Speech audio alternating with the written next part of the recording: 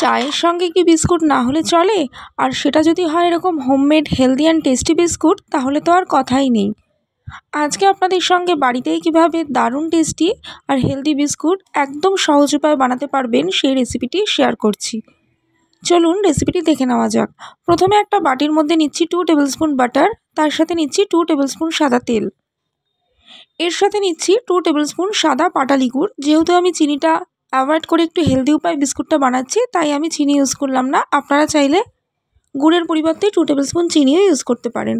খুব ভালো করে মিশিয়ে দিয়ে তারপরে দিলাম 1 টেবিলস্পুন গোটা জিরে, এরপর দিচ্ছি 1 কাপ পরিমাণ আটা, হাফ কাপ ওটসকে গুঁড়ো করে নিয়েছি মিক্সারে, সেটা দিলাম, 4 টেবিলস্পুন সুজি, হাফ টিস্পুন নুন, 1 tablespoon milk powder, half tablespoon baking powder আর সামান্য বেকিং সোডা নিয়ে প্রথমে শুকনো অবস্থায় চামচের সাহায্যে খুব ভালো করে মিশিয়ে নিচ্ছি। এক্ষেত্রেও কিন্তু আপনারা পুরো বিষয়টাই কিন্তু আটা আর ওটসের পরিবর্তে ময়দা দিয়েও করতে পারেন। খুব ভালো করে শুকনো অবস্থায় মিশিয়ে নেওয়া হয়ে গেলে এবার উষ্ণ দুধ দিয়ে অল্প অল্প দুধ দিয়ে একটা শক্ত ডো প্রথমে মেখে নিতে হবে। খুব ভালো করে মেখে নিচ্ছি। এবার এটাকে 5 মিনিটের জন্য শুধু রেখে দেবো।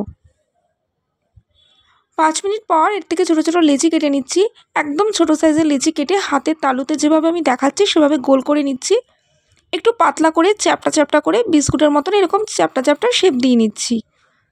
এইভাবে প্রত্যেকটা বিস্কুটই কিন্তু আমি গড়ে নিচ্ছি। এটা কতটা মোটা বা পাতলা থাকবে তার উপরে কিন্তু বেকিংয়ের টাইমটাও পুরোপুরি নির্ভর করবে। কারো ক্ষেত্রে কম আর কারো ক্ষেত্রে বেশিও লাগতে পারে। সমস্ত বিস্কুটগুলো এইভাবে তৈরি করে নেওয়া হয়ে গেলে আমি এবার বিস্কুটের মধ্যে কিছুটা ডিজাইন করে দিচ্ছি।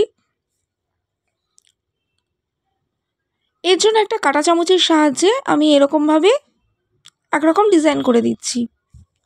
সমস্ত বিস্কুটগুলোতে এইভাবে আমি একই রকমভাবে ডিজাইন করে দিয়েছি। এবার এটা বেকিং করার জন্য একটা কড়াইয়ের মধ্যে একটা স্ট্যান্ড রেখে তার উপর একটা স্টিলের থালাতে আমি বেক করব বিস্কুটগুলো। এর মধ্যে একটা বেকিং পেপার রেখে ওপর থেকে সাদা তেল ব্রাশ করে এটাকে 10 মিনিটের জন্য প্রিহিট করে নিচ্ছি। প্রথমে 10 মিনিটের মতন প্রিহিট করা হয়ে গেলে বিস্কুটগুলো এবার এই বাটার পেপারের উপরে রেখে দিচ্ছি সমস্ত। তবে খেয়াল রাখতে হবে যাতে বিস্কুটগুলো একে অপরের সাথে লেগে না যায়, তাহলে এগুলো ফুলে উঠলে গায়ে লেগে যেতে পারে। এবার ঢাকনা দিয়ে প্রথমে 20 থেকে 25 মিনিট লো ফ্লেমে এটাকে বেক করে নেব। 20 থেকে 25 মিনিট পর ঢাকনা তুলে একটা চামচের সাহায্যে একটু উল্টে দিচ্ছি যাতে দুপিঠ থেকে কালারটা চলে আসে।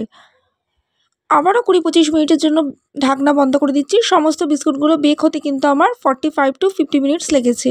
আগেই বলেছি সময়টা আপনাদের ক্ষেত্রে কম বেশি লাগতে পারে। সমস্ত বিস্কুটগুলো ভালো করে বেক হয়ে গেলে এটাকে কড়াইয়ের মধ্যেই ঢাকনা দিয়ে 1 ঘন্টার জন্য ঠান্ডা হতে রেখে দেবো। 1 ঘন্টা পর এটা একদম রেডি হয়ে যাবে চায়ের সঙ্গে সার্ভ করার জন্য। অবশ্যই এইভাবে বিস্কুটটা বানিয়ে আমাকে জানাবেন রেসিপিটি আপনাদের কেমন লাগলো। আর যদি রেসিপিটি ভালো লাগে তাহলে আরও অন্যান্য নতুন রেসিপি পাওয়ার জন্য রিয়াস ওভেনকে সাবস্ক্রাইব করে নেবেন আর পাশে থাকবেন। Thank you.